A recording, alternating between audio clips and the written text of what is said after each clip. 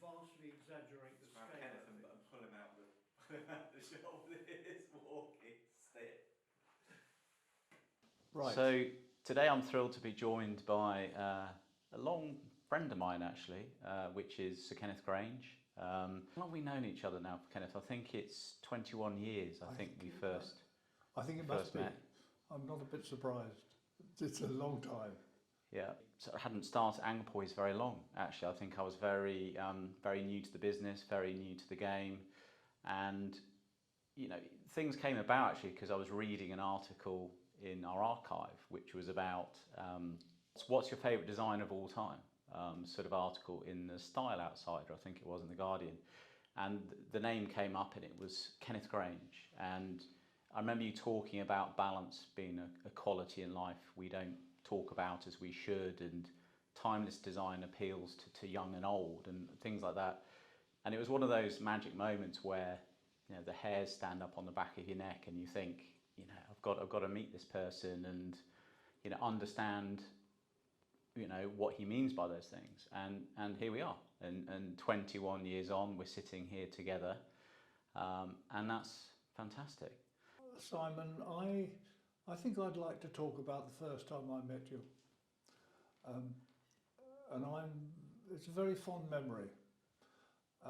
And it was a very, in a way, on reflection, a very, very important set of circumstances that in those few minutes, there I was sitting next to the man who was a direct part of that old family. And springs, even then, I could see were such a key part of life. Still today, 2024, most people out there have no idea of the importance of springs in their life. They get into their motor car and it's 30 or 40 springs at work the moment they open the door. Even opening the door probably involves a spring. So as a terrific institution, the spring world. And here I was sitting next to a direct descendant of the great terrier business. You started an absolute head start of anybody I would have wished to have sat next to, and whether you wanted it or not, I gave you a long dose of my admiration and my reference via the Spring Factory to your origins, and then that led eventually to us working together. And frankly, Simon, it's been a pleasure all the time. I mean, it's lovely you mentioned the springs because it's something that's, you know, obviously very important to me. So much so I always carry a spring with me. And for me, this spring has become my sort of, it connects me to my ancestors. So this spring becomes a bit of a ritual for me that actually I've started doing, so that every time I leave the house, I actually feel this spring and tension this spring. Just to have a moment when I can reconnect myself with, you know, my great-grandfather and those that went before me. So yeah, it's funny you say not many people think about springs, but for me, I never underestimate the importance of this spring and where I've come from. And I think it is a fascinating thing about springs, as you say. They're everywhere without us realising in many ways. And also the spring has often today been replaced by the chip or by electronics. So you know, but a spring is a fascinating item, and in its purest form, you know, the paperclip for me is probably one of the most incredibly simple and beautiful springs. It's just a very simple device. Ours are actually quite complicated, constant tensioning springs, and quite hard to make. But the spring is people's lives depend on the spring. Mm-hmm. You think how many aeroplanes there are at this very moment up there in the sky, and you can be bloody sure there's springs at work in that giant machine. And yet, so sooner or later, everything in life has something to do with a spring. It is hard to imagine that's not an exaggeration, but the fact of the matter is, it's truth. It's like similar to somebody describing that you own the screw business. Yeah. There's a vast variety but there's a vast variety of springs. So these two elementary pieces of engineering, of industrial production across the world, no matter what the place is, what the people are like, what the circumstances are, nobody gets through life without a spring. The reason why we started work together was because I think you are somebody who has the ability to understand what a product does, so whether it's a taxi, a train or a food mixer, and then you're able to make that product more useful, more usable. And for me, you very much have a philosophy where, you know, if it's a pleasure to use, something will have more value in the world. And I think that's something that couldn't be more true today, because we live in a land of products that don't really solve a problem in many ways.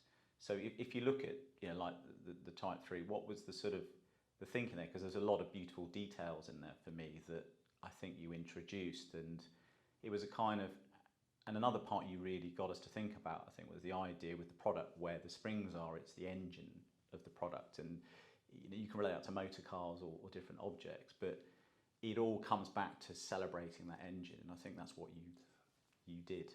I think that's a very good description. I mean, I think it is. This modest little assembly of parts is in fact the heart of the product, really. It is the engine, as you say. I remember setting about your product, which at the time you were making,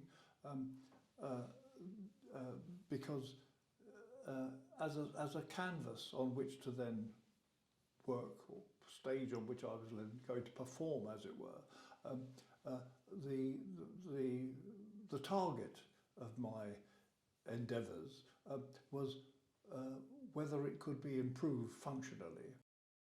But I mean, I think the two features to me, obviously the engine we've talked about, which is the spring mechanism, has a beautiful proportionality to it. I think the way we moved the springs inside the tubes, and it became a, you know, we learnt a lot from the Type 3, I think we brought into that mechanism. But I think what's has also come out being so great about that mechanism is it's so easy to repair. So what I love the fact is, you know, 20 years old now, people are starting to buy spares for these products because maybe they've used them in a really rusty environment, or something's, you know, become lost because over 20 years of heavy usage, that can happen. So these are becoming now repaired, loved things, just like products we have that are up to 90 years old. Well, Simon, interrupting you there, this is a favourite topic of mine, the question of sometimes just the good fortune of being part of a team that makes a product that history then unfolds and shows to have been a set of decisions, a set of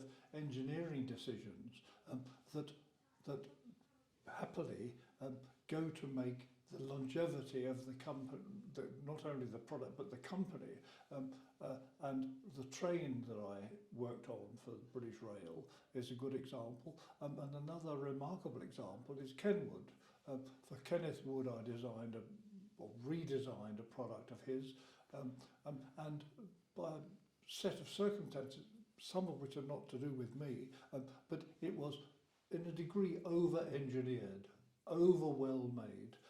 But the marvellous thing is that subsequently, and this is what commerce does, of course, it hands on products from one company to another, and in the successive variety of ownerships of the company we call Kenwood, all of them have benefited from the fact that it's almost indestructible, the damn thing. And so people have come to regard it as, and I promise you, there are more Kenwood chefs, you know, that have been handed down through families than you'd have hot dinners. And I remember, because my uncle's Kenwood chef broke a while ago, and you came to visit them and said, I need a particular part. And then I think it was 2 years later, I think you finally found the right part and sent it to them, and they were just blown away by that, because it's just that incredible. No, that's a very attractive component in the product. But I think generally this way of thinking is, you know, built-in obsolescence is at the core of most products made. And to me, companies are doing themselves a disservice. It's insulting to customers who are treated like consumers. And the idea is to consume and then throw away. But for me, ever since I've been at Anglepoise, and my whole philosophy has been, you know, no product should be designed or destined for landfill. It's just morally wrong. And I literally have seen, when I see some of our lamps down the tip, where, you know, they're called recycling centres, but fundamentally along the tip, I almost cry when I see this just pointless, needless waste of material, when all it requires is a bit of love to bring it back and to make a usable product and useful thing. Because in a world of, you know, recycling and all the rest of it, recycling is not going to solve the problems of the world.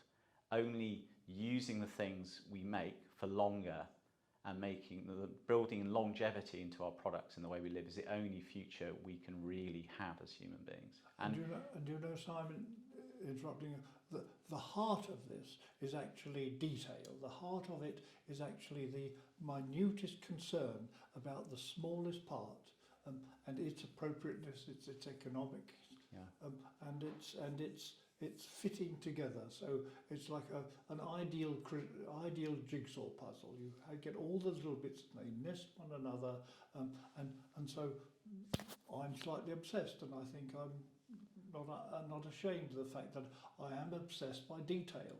Yeah, and I think for me, what's been lovely about these products, they all fit with, you know, the line we now use, which is Abandoned Darkness at Anglepoise, which is to me all about that thing of being responsible in the world, in the way we behave, in the way we produce, and the way we work in the world around us, and not just for our customers, but hopefully as well by the philosophies and the attitude we have that can infiltrate other businesses. Because yes, if you live with an excellent product day on day, it is what you welcome and what you expect, not only in that thing, in that product and in that moment, but what you'd expect then to be associated with. And you know, if other things you interface with on your table or in your kitchen or wherever, if they fail in that, then it's sort of undermining a basic philosophy.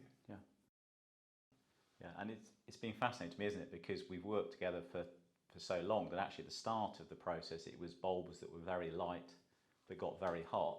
Yeah. We then went through a period for compact fluorescence where actually a difficult period for us, very heavy and, you know, not the nicest light output in many ways. And now we end up all the way back in LED world, which kind of went for a period of being very heavy, but actually we've ended up with a weight now where it's, in many bulbs, not so dissimilar to the incandescent bulb. And the fascinating thing for me there in bulbs is, for every normal lighting product, the weight of the bulb has no consequence whatsoever. Absolutely. Light bulbs on their boxes don't have the weights of bulbs.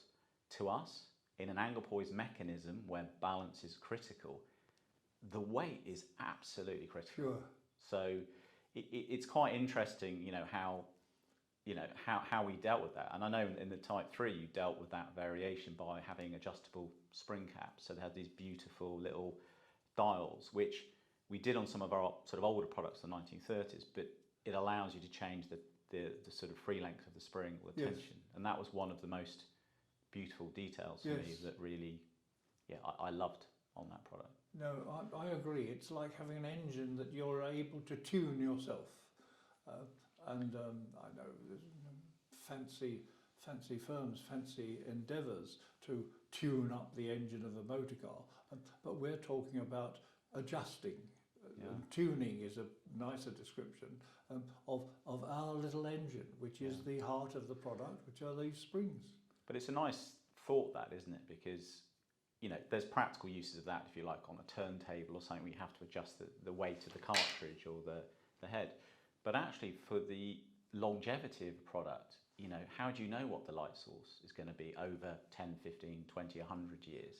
How do you know how dust or the change in materiality over time, the natural patina over time, how that's going to change the product? So by sort of building in these components, you're making adjustability key. And also I think that builds a natural connection between you, the user, and the product. And when you increase that emotional connection, it means you grow a relationship with your product that means you're less likely to throw it away or want to, you know, cast it away. You're more likely to hand it over to a future generation. So for me, it's such a beautiful example of building in sort of empathy and love in a product. Well, that's interesting, Simon, because I think it opens up the discussion about the advent of more and more mechanisms, more and more devices to take over our human adjustment of things. I think we grow up with the luxury of adjusting. You throw off a blanket if it's too warm in bed, or you change your clothes and so on. Of course, there's a great deal of talk today about AI and the impact of all these decisions being taken from us. But there will be a lot of decisions left, which are absolutely still, and I would want them to be forever, in the hands of the owner.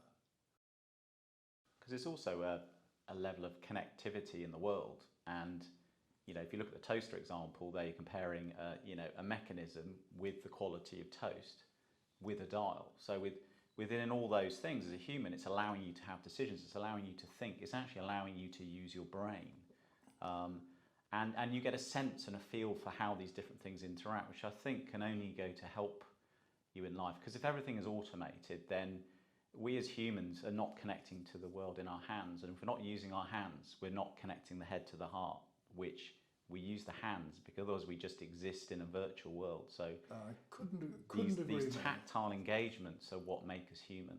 Yes.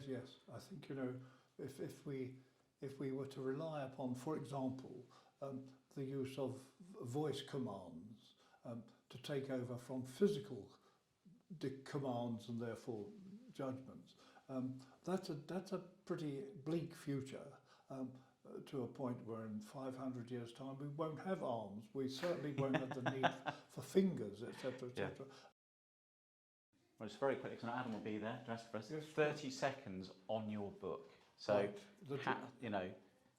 for the book, Kenneth, I'm just, it's so honoured and so privileged to see that the Type 75 is the first product on the front cover of your book, which to me was just, when I saw it, I was just like, wow.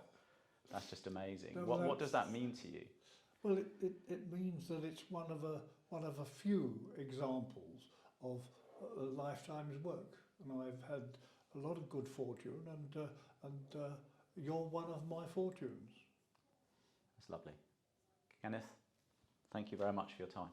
It's been a pleasure. Right, Adam, we're done.